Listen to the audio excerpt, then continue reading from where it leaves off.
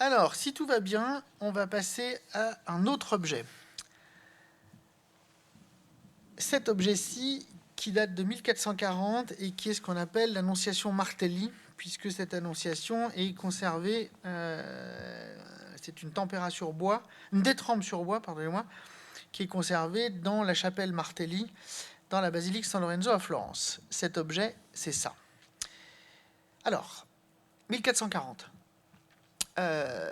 Réalisé par ce monsieur qu'on appelle Fra Filippo Lippi, qui est né en 1406 et qui est mort en 1469. Alors, l'histoire de Fra Filippo Lippi, donc frère Filippo Lippi, est une histoire assez étonnante. Pour celles et ceux qui ont envie de la lire, je vous renvoie à la lecture dans les Vies de Vasari, de la manière avec laquelle Vasari raconte cette histoire. Je vous en raconterai un bout tout à l'heure qui est assez important pour comprendre la suite. Donc là, ce que je vous montre, c'est l'objet tout seul. Normalement, cet objet, il est augmenté d'une prédelle, qui est donc le truc en bas. Et cet objet fait 1,73 m sur 1,83 m. C'est presque 1,75 m par 1,83 m. C'est presque un carré. Et je vais essayer de vous dire un certain nombre de choses sur cet objet.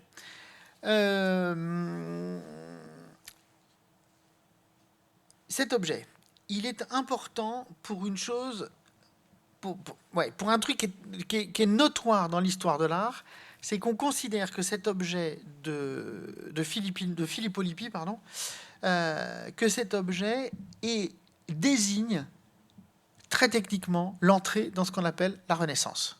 La Renaissance va s'exposer, va se donner à partir de cet objet. Les deux critères qui sont essentiels pour comprendre ce qu'est en peinture la Renaissance et la fin de ça, c'est 1. L'application de toutes les grandes théories d'Alberti et de Brunelleschi sur la perspective, c'est-à-dire on en reparlera parce qu'il y a un jeu évidemment chez Lippi sur la question de la perspective dans ce tableau. Et la deuxième chose, c'est une des premiers objets, le premier objet à tester, avec une disparition totale de tout objet apparenté à ce qu'on appelle au gothique. Il n'y a plus rien d'un point de vue stylistique qui appartient au gothique. On est très précisément sur une toute nouvelle dimension architecturale, un truc qui est totalement nouveau et qui est lié évidemment aux relations qui ont pu être entretenues à l'époque et surtout au fait que 1440, on est pile au moment où Brunelleschi va entre autres construire le dôme du dôme de Florence, mais va aussi construire l'intérieur de la basilique San Lorenzo. Brunelleschi est né en 1377 et il meurt en 1446. On est 4 ans avant la mort de Brunelleschi. Et Brunelleschi, c'est l'architecte central de la modernité, l'architecte total de cette nouveauté. Et ce que fait évidemment Lippi, c'est vraiment d'assumer une modernité totalement nouvelle dans la construction du tableau. 1, on respecte parfaitement les dimensions stylistiques. Et les dimensions de perspective, pardonnez-moi, c'est-à-dire que tout est réglé d'un point de vue millimétré. Et je vais vous montrer comment Brunelleschi s'amuse à l'infini pour montrer à quel point il maîtrise la perspective. Et de l'autre, c'est de suivre évidemment ce que Brunelleschi a fait, la manière avec laquelle il va construire, entièrement redécoré et entièrement réhabilité San Lorenzo à Florence. Donc on est vraiment sur ce vent. Et donc on considère d'un point de vue historique que cet objet est la définition stricte, la plus évidente de ce qu'est la modernité de la Renaissance et de ce qu'est la Renaissance. Ça, c'est la première chose qui était importante à dire. Cet objet représente, donc pas très compliqué à découvrir, cet objet représente techniquement ce qu'on appelle une annonciation. Pas très compliqué, vous avez l'archange Gabriel, vous avez la Vierge Marie.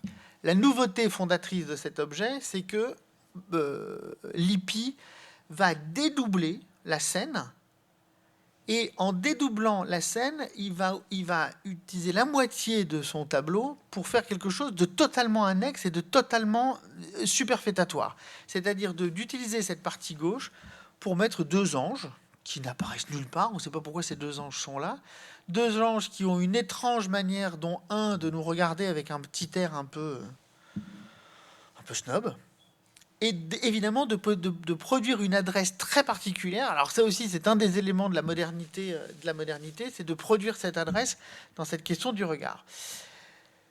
L'autre chose qu'il faut dire aussi, qui est un des signes de la fin de ce qu'on appelle la période médiévale ou gothique et le début de la Renaissance, c'est que, alors je l'assume comme étant une hypothèse, hein, je ne peux pas le vérifier évidemment, mais je l'assume comme étant une hypothèse, ce que va faire Lippi, c'est utiliser traditionnellement la forme du diptyque, c'est-à-dire de cet objet qui va s'ouvrir ou de polyptyques qui se font dans toute la peinture médiévale, mais de l'utiliser que de manière conceptuelle. C'est-à-dire que le tableau n'est exclusivement qu'une seule planche de bois par la détrempe, et ce qui fait cette impression de diptyque, c'est que, et ça je trouve que c'est une trouvaille qui est assez délirante, c'est-à-dire que Lippi va faire semblant de marquer une micro-erreur et une micro-distance dans le tableau, dans la peinture, alors que ce n'est qu'une planche en bois et qu'il n'y a pas de planche en bois, pour donner cette impression qu'on est encore sur la question d'un diptyque, alors que non. On est bien effectivement dans une peinture qui est une seule et même peinture, et à l'intérieur duquel il y a cette colonne qui pourrait figurer deux panneaux de bois qui auraient été recoupés ensemble, enfin recollés ensemble.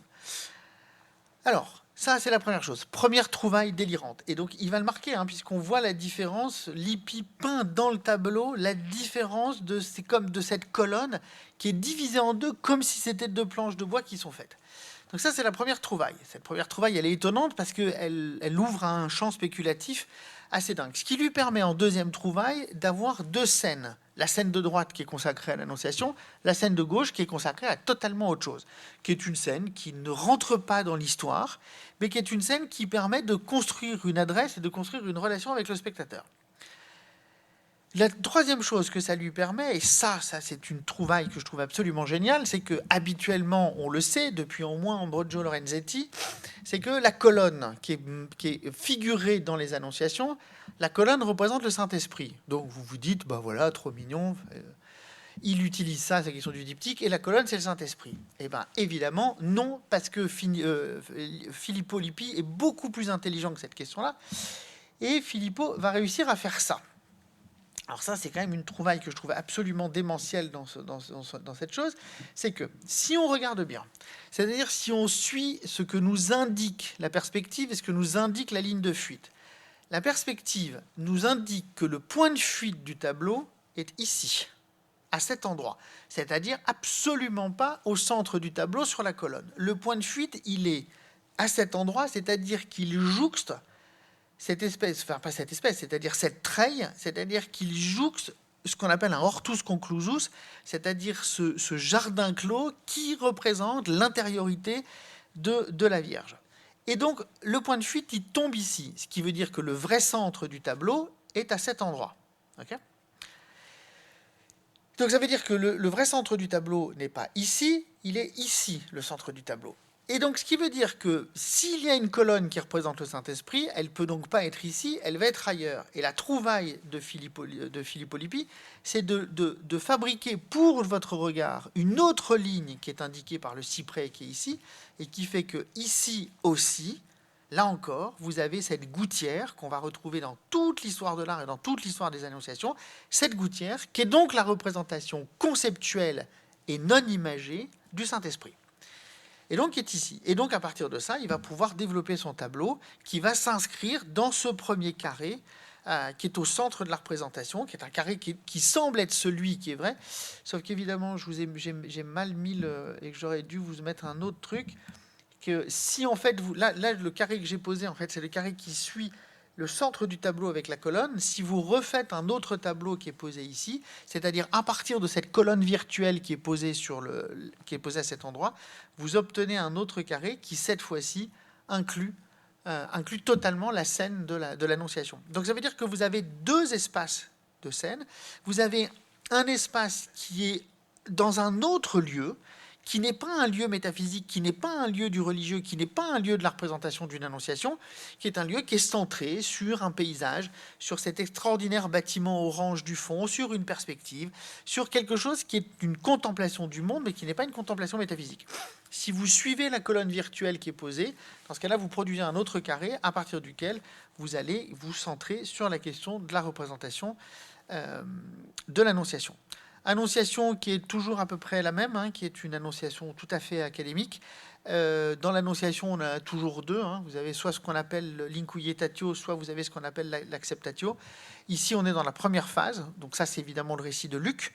C'est la première phase. C'est donc le moment de l'incuietatio, c'est-à-dire que la Vierge produit un moment de doute et d'angoisse sur ce truc, d'où la main qui est posée, la main qui est posée vers le sol et l'autre qui est une sorte de forme d'arrêt. Je vous referai une conclusion sur cette question de l'inquietatio. Et ensuite de ça, une fois qu'on a compris comment ça marchait, donc on a ces deux scènes qui sont séparées, une scène qui est là pour dire quelque chose de l'histoire de la religion, une scène qui est là pour dire quelque chose d'autre, pour éprouver quelque chose de l'ordre d'une relation à la spectatrice et le spectateur. Et si on suit la perspective et si on suit ce que j'ai à peu près marqué ici, on va obtenir trois systèmes, trois triangles du tableau, c'est-à-dire que le tableau est divisé en quatre parts qui vont se structurer. Ce triangle ici, qui est le triangle de gauche, qui est entièrement, enfin, qui suit d'ailleurs, qui suit parfaitement l'ombre des anges et qui repart sur la perspective qui suit le toit du bâtiment. On est sur cette question d'une représentation d'ange avec une adresse, et donc on est sur une question que le tableau est là pour s'adresser à celle ou celui qui le voit. On est sur un tableau qui est beaucoup plus proche qu'un certain nombre de fresques, parce qu'il n'est pas en hauteur, il est à une hauteur à peu près normale sur un hôtel. Donc, il y a une adresse qui est possible. Le tableau est assez grand, hein, il fait presque 2 mètres, 1m60, 1m80, donc il y a une taille assez importante. Donc, on voit l'adresse. Un deuxième triangle qui est ici, qui est entièrement consacré, qui suit aussi les lignes de la perspective de manière radicale avec l'archange. L'archange s'inscrit dans la ligne de la perspective et s'inscrit caché derrière la colonne. Et là, on est sur la question de ce qu'est l'annonciation au sens propre et la question du message. Un troisième triangle qui est dessiné ici, pareil, hein, c'est toujours la perspective qu'il dessine avec la Vierge. Et donc la question d'une lecture vers le messianisme et de ce que ça ouvre, je ferai une conclusion autour de ça immédiatement après. Et puis le troisième triangle, qui est celui qui est donc dessiné par le ciel, décentré par rapport à la colonne qui est peinte, mais qui est centré par rapport à cette colonne, enfin plus ou moins centré par rapport à cette colonne virtuelle, et qui est là, qui est évidemment l'espace métaphysique. L'espace métaphysique qui est renforcé par un petit détail, alors qu'on peut voir ici, qui est évidemment la coquille avec l'œuf, qui est évidemment la question de la création du monde et la question de la fécondité de la Vierge et de l'ouverture à un monde nouveau, évidemment, puisqu'on est dans une annonciation. Et puis on remarquera évidemment le travail, mais propre à cette période-là, qui est le travail de ces petits espaces d'abstraction qui renforcent évidemment la teneur métaphysique de l'objet.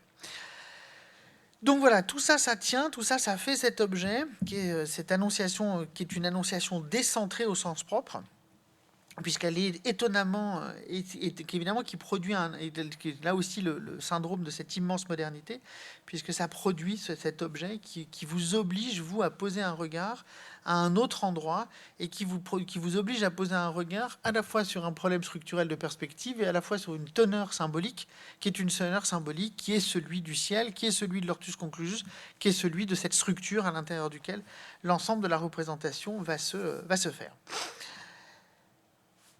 Une des choses qui est évidemment nécessaire à comprendre à cet endroit, dans cette composition que je viens essayer de vous décrire sur ce tableau, c'est un des grands concepts qui sera propre à Alberti, qui est le concept de la varietas, c'est-à-dire ce qui va définir l'image moderne pour la Renaissance, c'est ce qu'il appelle la varietas, c'est-à-dire le fait d'offrir au regardeur, d'offrir à celle ou celui qui voit quelque chose d'une variété suffisante, à la fois dans les éléments, dans les détails et dans la dynamique de la peinture, qui en fait la définition de ce qu'on appelle la peinture de la Renaissance. La peinture de la Renaissance est structurée sur cette question de la varietas.